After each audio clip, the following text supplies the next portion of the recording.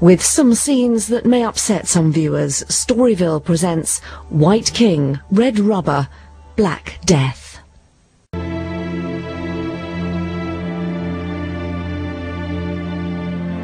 When John Harris came back to England, the journalist W.T. Stead asked him if Leopold should be hanged at the new International Court of Justice at The Hague.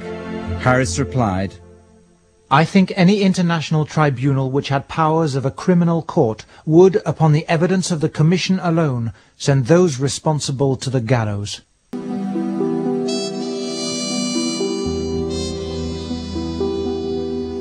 The Commission's report had vindicated Casement and Morel, and when it was published, it even had an effect in Belgium. Leopold had tried to make it as anodyne as possible, but he had failed. For the first time, Belgian intellectuals and religious leaders came out openly against the king. There was a real chance of annexation, that Belgium would take over control of the Congo. Morel watched eagerly as step by step the king's reign in the Congo was drawing to its end. Red Rubber was published in 1906. Morel knew the king was isolated.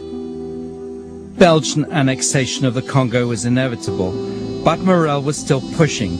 He wanted the change to happen now. "We demand that this shall stop. Not 15 years, or 5 years, or 1 year hence, but now." Almost as an admission of guilt, Leopold ordered the burning of all incriminating Congo state records.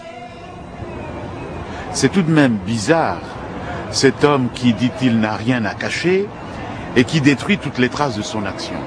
Est-ce qu'il n'y avait pas des choses qu'il voulait absolument arracher et à tout jamais à des regards indiscrets? Une chose est sûre, pour les historiens, c'est une catastrophe. Mais pour ses défenseurs, c'est du pain béni que cette destruction volontaire. Ils auront toujours beau jeu, et ils ont beau jeu de répondre aux critiques de Léopold II, apporter les preuves de ce que vous dites, les preuves que Léopold II a détruites.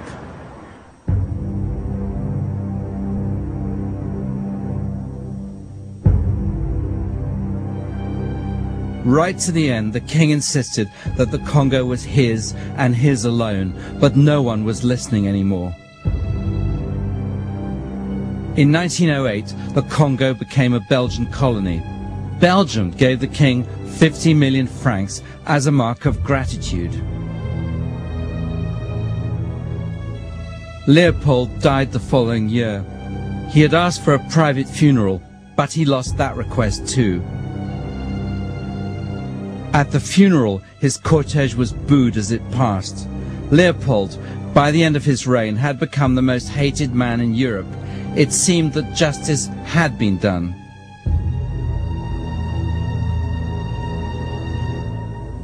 The bloody history of the Congo has continued.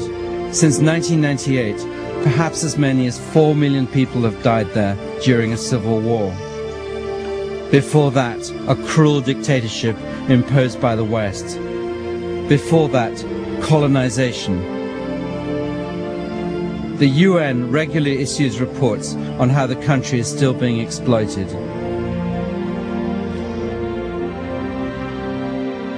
Yet another homage paid to Leopold in Brussels, this one put up just a few years ago.